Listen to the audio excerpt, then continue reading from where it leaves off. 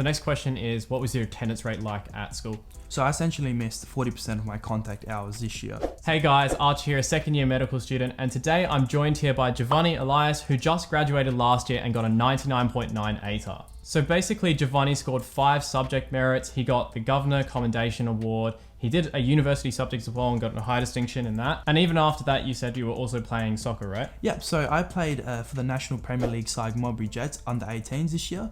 And, that entailed 3 nights a week training and Saturday games. So did have limited time in year 12, that's for sure. And balancing a social life wasn't necessarily easy at times, but yeah. So yeah, basically we're just going to go through a few questions that you guys have sent through on how Giovanni managed to get that 99.9 ATAR. So the first question that we've got here basically just goes through what subjects did you select and how did you go about selecting those? Yep, so in year 11 I did stage 2 general maths and research project. Reason being I wanted to set up a good foundation for moving into year 12, which then I selected biology, chemistry, psychology and English, being beneficial in the sense that it was able to help me establish a good foundation to building on my practical writing ability and assignments in the science-based subjects.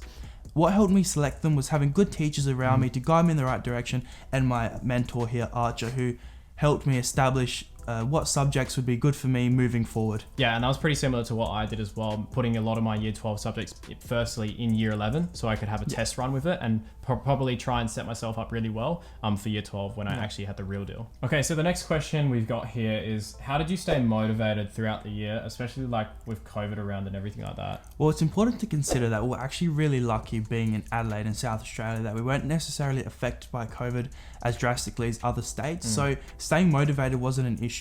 I set myself a goal in getting a high ATAR at the start of the year and getting into medicine, and that was pretty consistent throughout despite being subjected to the virus such as COVID. So in short, there was no loss of motivation in year 12 because of the good teachers and the good cohort we had around us to help push us through this pandemic, for sure. Yeah, and you basically say that you didn't really depend or rely on motivation, right?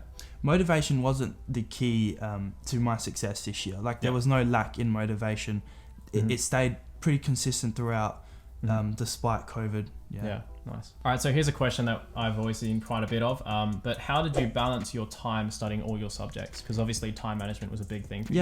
Yeah. So time management was really, really important this year, considering I really only had 2 nights a week to study because of soccer training, which took up a lot of time. Managing my time, I needed to identify where I was struggling in each subject and focus on that. When you're focusing on things you're confident in, you tend to skim over what is actually important or what might be examinable in later tests or even the exam. So time management for me was just focusing on what I struggled with, getting it down packed and understanding each key concept that needed to be focused on, not necessarily what you're good at, but what needed to be focused on. Yeah, and I think it's a really important point you just made there, that like time management isn't necessarily like taking the time away from you, the things that you want to be doing to actually study, but like how you actually spend your time studying. So that's really good. Yeah, absolutely. Oh, good question here. Basically saying, looking back, is there anything that you would have done differently in year 12? Well, to be honest, at the time I was going into the year with the best knowledge I had, and retrospectively there's nothing I could have done differently simply because I didn't know any better. So coming out with a 99.9 ATAR, sure there is room for improvement, but I still couldn't say to myself, I wish I'd done this or I wish I changed something. Yeah. And there's always that element of luck as well. So absolutely. Okay, so Seb is asking here, what study techniques did you use during year 12? Very interesting question. So what I will do is I'll go back a little bit to year 11 when basically what I was doing was reading the textbook, taking down definitions and memorizing as much as possible. This is all well and good in the earlier years when you can score maybe an A minus in those areas. However, in year 12, I figured out a new strategy, and Archer actually helped me identify this and discover.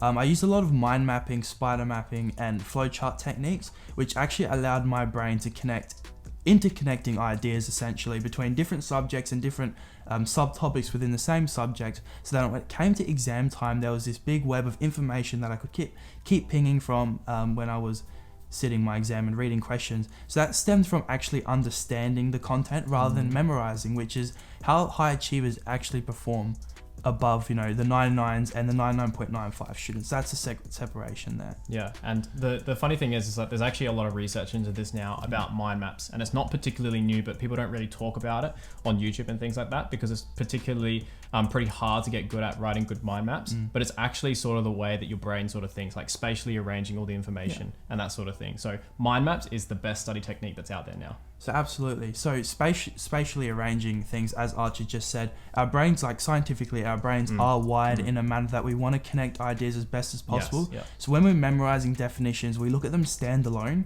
rather than an interconnecting idea, which is what a subject like biology actually is. It's how does topic 1 and 4 relate, and how can we relate every single thing we've learned with each other? They're not standalone. It's one big idea that we need to remember and that we can understand. Yeah, 100%. Do you think that it's a good idea to have a hobby or play a sport or have some sort of balance in Year 12? I basically have to say that yes. Yeah, well, in short, yes. Like I was saying before, I did balance a sporting life and social life. I think it was very important for that 2 or 3 hours that I was training Monday, Tuesday and Thursday. I allowed my brain to actually mentally reset, and that break from studying is really, really beneficial. So when you do come home and start again, you're ready to go. Like you're straight into it. There's no dawdling, no procrastination, which I mentioned before is the biggest killer in Year 12. So yeah, definitely a sporting life and hobbies are very, very important. Yeah, and I think a thing that I faced back in like Year 11 and stuff as well is like just spending like 8 hours studying and not really getting much done. Whereas if you just spend like, 4 hours but take a good break, then you can make sure that you're always working at your peak capacity, which is the thing that really matters. Effectively, yeah, that's what you want to be doing. Yeah. So another question that we've got here is, what are your 3 best productivity apps that helped you with your study? I'm interested. So this is interesting because I didn't necessarily use any productivity apps. Reason being is I didn't have a lot of time to study, so being productive wasn't an issue. I knew if I had 2 hours this day, I had to get whatever I needed done for that day in those 2 hours. So productivity apps were, if I was to name one, it would be Forest. Forest did help me get off my phone when I was messaging people, or I was interested in what was going on outside of my study life. And that again is the biggest killer when it comes to Year 12 because phones are a big distraction. So Forest is really good at counteracting that issue for sure. Yeah. So the next question that we've got here is, what is your perspective on using study timetables? And I'd probably want to answer this one first. But basically, I would say that study timetables, in the traditional sense that everyone knows them, where you block out like 2 hours physics and then biology and methods, those sort of things don't really work for most people. Just because, like, particularly for me, I was quite flexible on my study timetable because things would pop up all the time. So I could not plan at least, 2 weeks or 3 weeks in advance and how much content I would have for physics, because I just really don't know. So essentially for me, it was just making sure that I knew how much I actually needed to get done. So some weeks physics might be a little bit harder, so I want to spend more time on that as opposed to biology. And really that's the sort of way that study timetables should really be approached, in this retrospective manner, as opposed to the traditional sense, which is prospective. Yeah, what did you think? In short, I completely agree. I think it's important to focus on what you actually find difficult, and then what you do find easier, pay less attention to, so that you can give more time to, the harder concepts in each subject for sure. Yeah, 100%. So what did you think that you did differently in order to get that 99.9?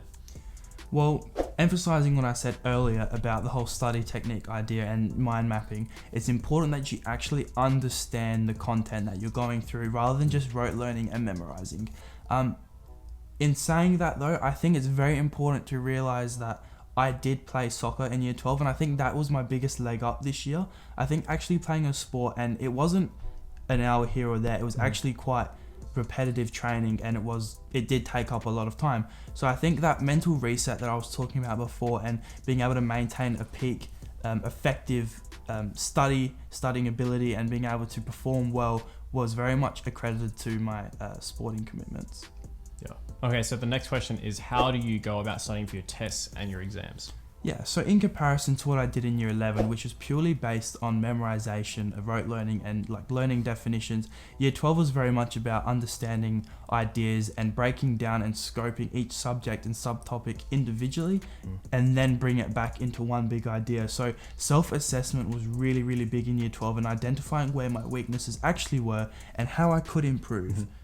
So Arch, I think you were the one who told me about this. This is actually quite interesting. So this is actually the whole idea of like Kolb's experiential cycle, which is the whole thing how you have an experience, which is a question, and then you go on like reflect on that and like what was good, what was bad. Then you try and take some abstract ideas from that, like what can you now test out the next time, and then you do that and you repeat the process again and again. And that's like a really well researched thing. But in like learning psychology, that's a very good way to go about your learning and preparing for tests and exams especially. Absolutely. So how long did you study each day when you were actually going about it? So again, pretty much going on what I said previously, it all depended. It was all in the context of the day and what was actually happening. Due to the limited time that I did actually have, I didn't record how many hours I studied. It was very much just whatever I could do, I did. Yeah. Essentially, yeah. Yeah, and I didn't record the number of hours that I studied as well. Basically because it doesn't really matter how many hours you put on it. Like everyone knows, it's the quality and the actual stuff that you get done in those hours that actually matters. The quantity, yeah, for sure. The next question is, what was your attendance rate like at school? So I essentially missed 40% of my contact hours this year. So like 60% you went to like 60% you actually went to school. Yeah, 60%. Okay, wow. Okay, tell us more. So essentially, this is because I did have university on during this period. So I initially already missed 1 or 2 days just because of university timetabling and not necessarily working in line with school. It was difficult at the start to catch up on what I was missing out on, but being able to self-teach is actually really good quality to have, especially moving on to university life. And I noticed that because when you go to uni, your lecturers are a little bit different to school teachers, that's for sure. So what did you cover in your summer holidays before the year 12 started? So other than basically doing the English assignment, which I wanted to do in preparation to give me that little leg up, I picked up a biology and chemistry textbook, but I took a slightly different approach. Most students would just read through it and read all the jargon that's in there. However, I actually picked out key concepts and ideas that helped me understand what was relatable to what I learnt last year in year 11 and to what I actually picked up in year 12, so that when I was subjected to these ideas by my teachers, I was able to actively recall, draw upon the mind map that I drew, and then I was able to understand each idea individually and then bring it together into a web, which helped me understand each topic. Yeah, nice. Okay, so that's all the questions that you guys have sent through. Thank you so much for sending them through. Thank you so much, Giovanni, for answering the questions. And if you guys did find this useful, make sure to like and subscribe, and I'll see you guys in the next one. Bye-bye.